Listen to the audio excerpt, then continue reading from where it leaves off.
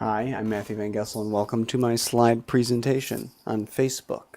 With great power comes great responsibility, and the effects that Facebook has on our lives, both socially, empathetically, physiologically, etc., etc. Firstly, I'm an information addict. I'm a junkie for information. I consume, and I wonder why this is. Why is it that dopamine is released into our brains when we receive information? Well, the Scientific American gives us a pretty good example, or a pretty good reason. It says that having that information allows us to make better decisions about our surroundings, which makes sense. Things like knowing that green means go, and knowing that information allows us to better adapt and better survive. So of course we're highly addicted to it. Now, I will say I didn't have Facebook for a long time, a long time. And it was not some sort of high and mighty, go live in the wilderness type of deal.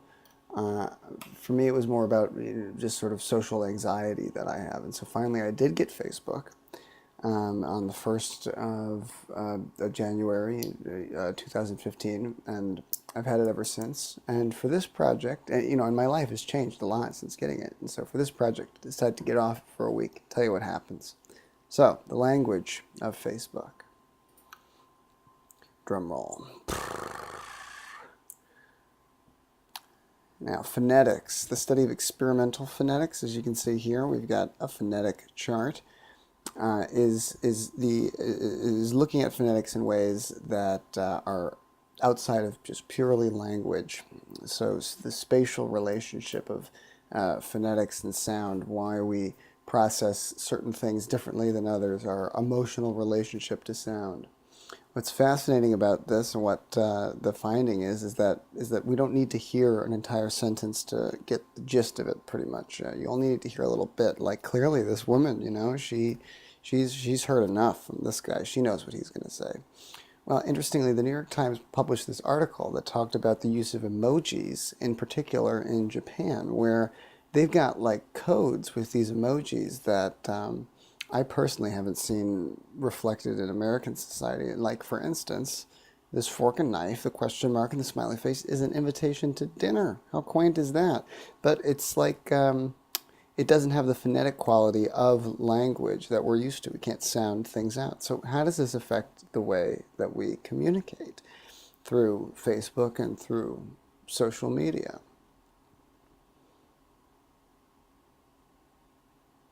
Well, for instance, you ever have that experience where you go and you see a place where a movie was filmed or something like that? It doesn't have quite the same impact.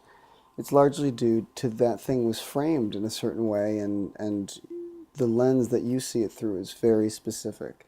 And you get to create your own framing for your own life on social media. You take the social media and you create your own image of yourself that you present to others. Now, that in itself is highly addicting. Uh, the ability to recreate and reshape yourself, whether it be true or false, and present it to the multitudes. It's strange that we desire to be close and connected to each other, but our nature, through the medium of social media, has made us even more isolated. Now, how has this affected our empathy? From what I gather, Facebook is trying to recreate the real human interaction, face to face, and make it even easier through the medium of technology and social media.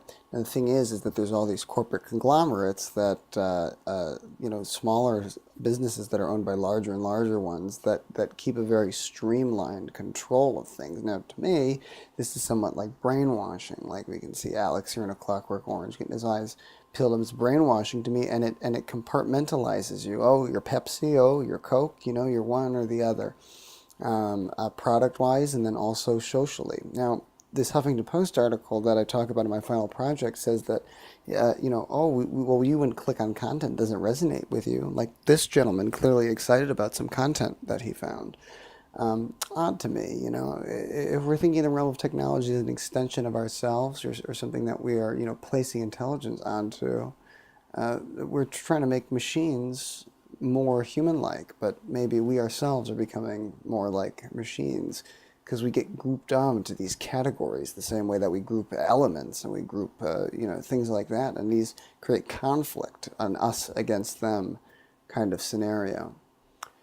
Now, in the more interesting ways, how does Facebook affect your body? I looked largely into body images and also just how body image in Facebook is affected, but also how literally being on social media affects you. Here we can see, body shaming is a common thing on Facebook.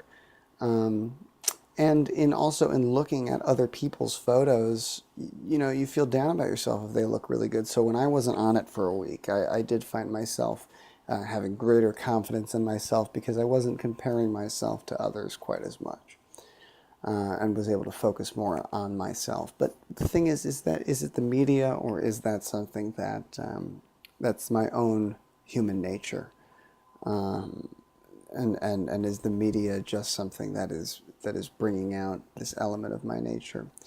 So that's not much of a conclusion, but my mind has changed. Facebook connects so many people. I'm no longer one of the fear-mongering crowd about it, afraid of it. I really think it's a useful tool for reaching out. The real thing is it's about how you use it, not about the thing itself. It's just like, it's like alcohol. People can misuse it. Other people know you can use it responsibly.